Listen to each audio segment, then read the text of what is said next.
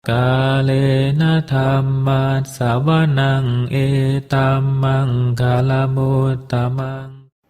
Penuturan syair Dhammapada di video ini ditujukan untuk kita renungkan.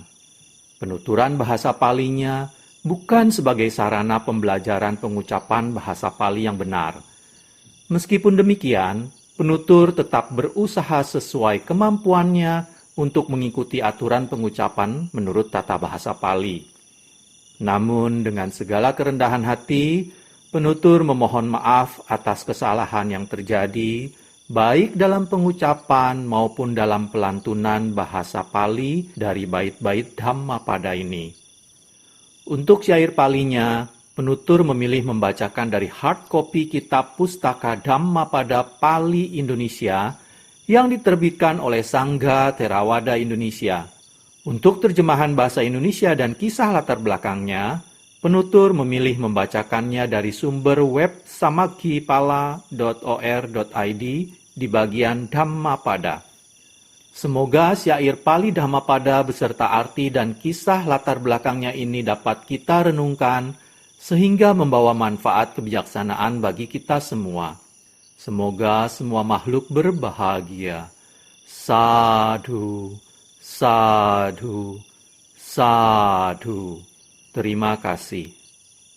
Namo tassa bhagavato arahato samma sambuddhassa. Namo tassa bhagavato arahato samma sambuddhassa. Namo tassa bhagavato arahato samma sambuddhassa.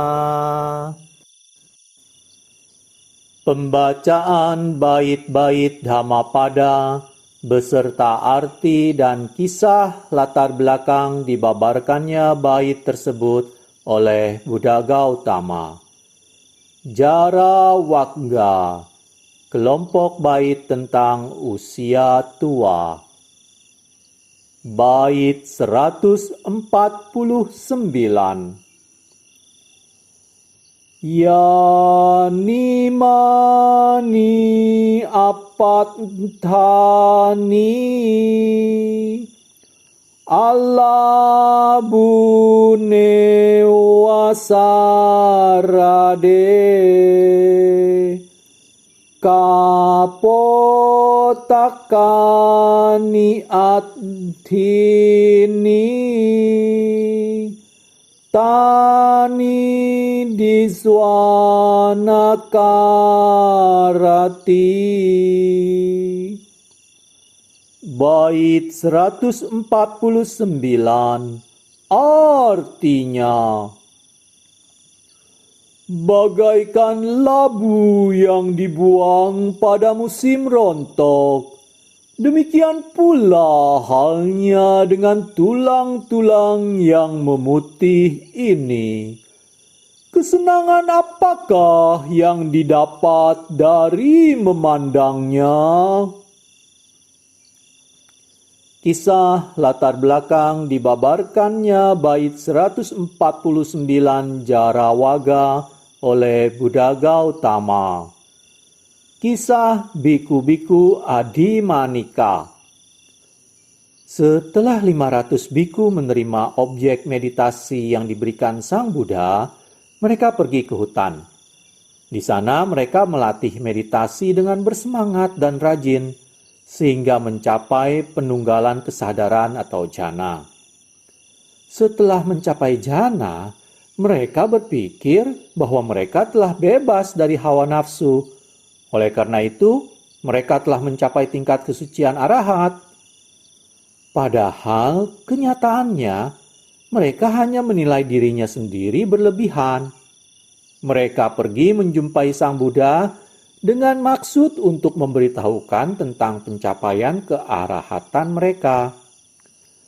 Ketika mereka tiba di gerbang luar wihara, Sang Buddha berkata kepada Yang Arya Ananda, "Biku-biku itu tidak akan mendapat banyak manfaat apabila menemuiku sekarang. Biarlah mereka pergi ke kuburan sekarang, baru kemudian menemuiku sesudahnya."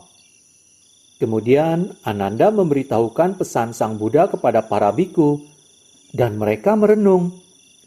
Sang Buddha mengetahui segalanya. Beliau pasti mempunyai beberapa alasan agar kita pergi ke kuburan terlebih dahulu. Maka pergilah para biku itu ke kuburan. Setelah tiba di kuburan, mereka melihat banyak mayat yang telah membusuk. Kemudian mereka melihat dirinya sendiri bagaikan kerangka dan tulang belulang. Dan ketika mereka melihat mayat-mayat yang baru, mereka menyadari bahwa mereka masih memiliki hawa nafsu. Sang Buddha dengan kemampuan batin luar biasa beliau melihat dan muncul di hadapan para biku. Kemudian beliau berkata, "Para biku, dengan melihat tulang belulang yang telah memutih, apakah pantas mempunyai hawa nafsu dalam dirimu?" Kemudian Sang Buddha membabarkan bait 149 berikut. "Bagaikan labu yang dibuang pada musim rontok, demikian pula halnya dengan tulang-tulang yang memutih ini. Kesenangan apakah yang didapat dari memandangnya?" 500 biku mencapai tingkat kesucian arahat setelah khotbah dhamma itu berakhir. Kalena dhamma savanang etammang kalamutamang